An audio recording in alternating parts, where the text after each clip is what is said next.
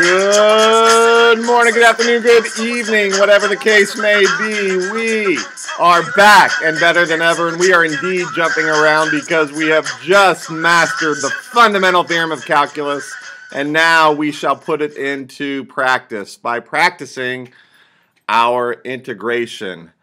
Thank you, Sir Isaac. Thank you, Gottfried. Let us move forward. Okay, so before we showed that the antiderivative of x squared is 1/3 x cubed, or x cubed over 3. What we didn't really talk about is that 1/3 x cubed plus c is also the antiderivative. This is the simplest antiderivative because if you take the derivative of a constant, we know that it is 0.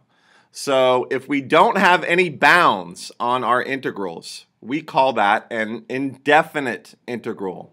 Or the integral of x squared is 1/3 x cubed plus c, because c could be anything. And if we don't know where we are evaluating, then we don't know the number. So we have to put that plus c to represent any possible constant. And so that occurs when we have an indefinite integral, when we are not able to evaluate it. Some helpful rules that we have. If I have a constant times a function and I'm going to integrate, I can bring that function out in front of the integration because like when taking the derivative, it's just going to be multiplied by the result. So I can bring that out. And if I have the sum of two functions, the integration of the sum of two functions, I can integrate them individually and then add them. Okay? Common sense type stuff. So, just real quick, we have an indefinite integral here. We've already done a few like this.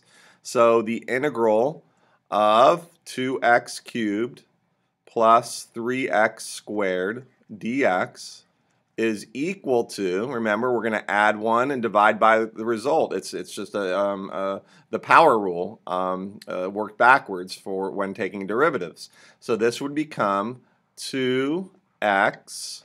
3 plus 1 is 4, so our new exponent is the fourth power, and then we divide by 4. And we'll simplify in a second.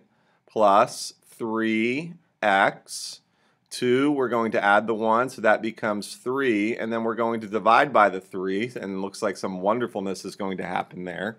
And since it's an indefinite integral, we don't have the bounds there, then we have to write plus c. And we'll prove that or show why in just a second. So this becomes, 2 over 4 becomes 1/2 x to the fourth plus, the 3's cancel because they form 1, so that's plus x cubed plus c. Okay. Now remember, to check, if we want to check to see if we're right, we take the derivative of this, and it better equal the integrand, what we took the integral of. It better equal 2x cubed plus 3x squared. So if I take the derivative of this, I get 4 times 1/2 x cubed plus 3x squared, and the derivative of any constant is 0. So that's why if it's indefinite, we have to put plus c, because there could be anything here, and it would be the antiderivative. We would have the antiderivative of the integrand. So we simplify this, and we get 2x cubed plus 3x squared. So that's our check. We know we are correct. But as we get better at this, you won't have to check. Just one more example. Sometimes it is beneficial, especially when we have an integrand where we really don't know what to do. We really don't know what to do. For example, this looks like a chain rule, and to reverse the chain rule is very difficult. So sometimes it will help to start off by taking the derivative of a function. Okay. Now the square root of 5x minus 1 is in the denominator here, but you'll see that sometimes it is helpful. So if I find dy dx, first of all, I'm going to write this as 5x minus 1 to the 1/2 power. Okay, so dy dx is going to be equal to 1/2 times 5x minus 1 to the negative 1/2 multiplied by 5, which simplifies to 5 over 2 times the square root of 5x minus 1. Okay? So what does that tell us? Well, that tells us that the integral, I'm going to take the integral of this derivative. The integral of 5 over 2 times square root 5x minus 1, or the antiderivative, is equal to the square root of 5x minus 1. And we know that's true because we just took the derivative of this and we got this. Okay? So now I'm going to move that up here, and I'm going to factor out a 5/2. So I'm going to have 5/2 out in front of the integral. Okay, remember back here I showed you that we can do that. We can factor out a coefficient, move it in front of the integral. Okay, so I factored out the 5/2, and that leaves me 5/2 times 1 over the square root of 5x minus 1 dx, and I know that's equal to the square root of 5x minus 1. So we are very close. Well, now I'm on part B. I should have said this is part B. We are very close. I'm asked to find the integral of 1 over 5x minus 1. Well, that's this right here. The only difference is this coefficient.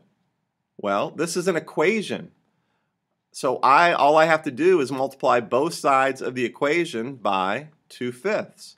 So now I'm going to multiply this by 2/5, and I'm going to multiply this by 2/5. And I get, this cancels as 1, and so I get the integral of 1 over the square root of 5x minus 1 dx is equal to 2/5, or 2, I'll just write this as 2 square root 5x minus 1 over 5. Okay? Well, let's test it out. Let's take the derivative of this. So this is equivalent to, I'm going to rewrite it as 2/5 times 5x minus 1 to the 1/2 power. And if I take the derivative of it, I would get 1/2 times 2/5 times 5x minus 1 to the negative 1/2 times the derivative of the inside times 5. And if I clean that up, bam, bam, I have 1/5 times 5 is 1. So I'm left with 5x minus 1 to the negative 1/2, which is equivalent to, so I'll cancel these as well, which is equivalent to 1 over 5x minus 1 to the 1/2, or 1 over square root 5x minus 1, which is my integrand. So that proves that the integral of 1 over 5x minus 1 dx is equal to 2 square root 5x minus 1 over 5, or you can write it as 2/5 times the square root of 5x minus 1. That is it for today. I hope you enjoyed it, and we shall see you next time. I've done all the damage I can do here.